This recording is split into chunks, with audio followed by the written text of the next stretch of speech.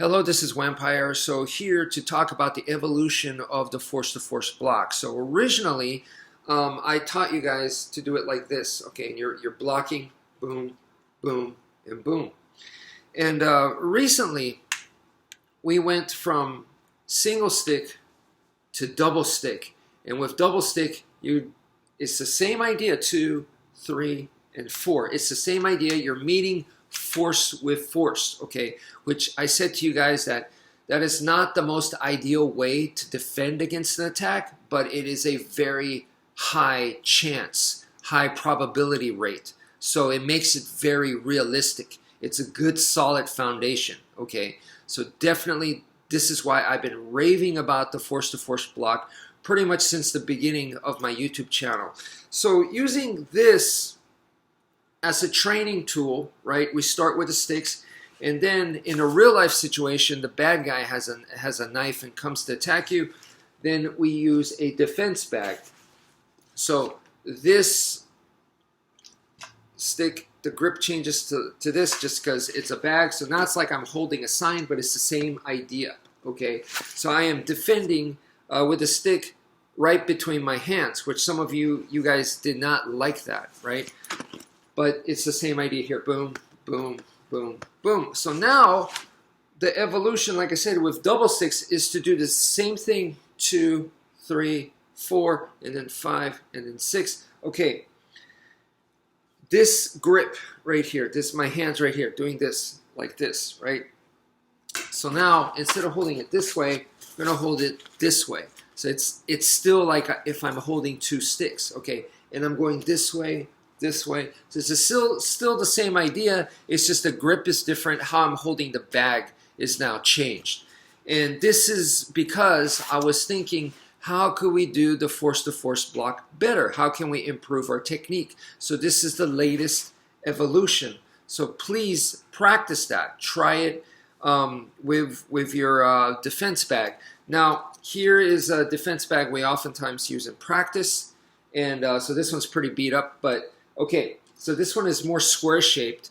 So originally we're holding it like this, and we're trying to take it in the middle. So my partner would have a training knife like this, and they would come attack, and the goal was to, do the same idea there. Now, once again, now that we're doing it the double stick way, holding it more like down here, rather than right here in the middle, where I'm trying to take it in the middle, because in this case, it doesn't matter how I hold it. It's kind of the distance here. I want it as long as possible, but this is about it. So it's I'm just doing it like that and trying to take it right there in the middle. It's difficult because this is a small space. That's all I got. So now I'm doing it this way. Okay, doing it this way, like the double sticks, like if I'm holding 2 sticks up. And now I got this area right here, safer for my hands, and I'm curling it a little bit to give it a little bit more structure and going boom, boom, boom, same idea, okay? Now, I don't recommend something so flexible. You want something in there. So my longtime good friend suggested a first aid box, a first aid kit. To put that in there, I think would be a great idea. Because if you have weapons in here, and you end up talking to the police and stuff, it could possibly be used against you. But if you have a first aid kit in here, your intentions look a lot more honorable, okay? But the main idea is the first aid kit, the box is giving this structure, making it harder, not to do more damage, but so that you could defend better. Why? Because in real life, when the attacker comes in with a knife or a slash or whatever, and they're attacking you, it has force, okay? And they're coming in with intent to kill, and they're probably going to be bigger, stronger, and meaner. So there's a lot of force in there, and when you block it, it's not just going to go picture perfect. There's going to be, once again, a lot of force that you have to deal with. And so there might be some recoil there because of the impact. And if this is flexible, then, like, for example, the knife is coming right here. It's going to stab me, and I block it. But in real life, there's force, and they're charging in or whatever. So then the knife comes in that much closer. And now if the bag is soft and it gives, then the knife will come even closer. So I don't want that give. I really want to be able to stop it solid. So that's why you want something harder in here. My student in Japan, he was able to find a metal box. He made it into a first aid kit, but he found a metal box at some antique store. So he put that in his defense bag.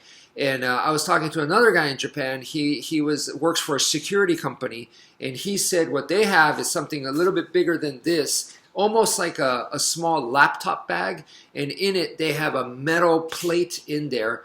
And I think it could possibly stop bullets, but that's what they carry. And he told me they were practicing my force-to-force block, or he's been practicing that, you know, to use it in that fashion. But it was really designed to a makeshift shield in, you know, when things get bad. So yeah, that's the main idea there. So I hope that makes sense. You know, please practice the new double stick version of the force-to-force block. Okay, it's really our latest evolution. I think it's really good stuff. So boom, boom, boom, this way. Now there are better defense techniques, but at the end of the day, this one is more basic.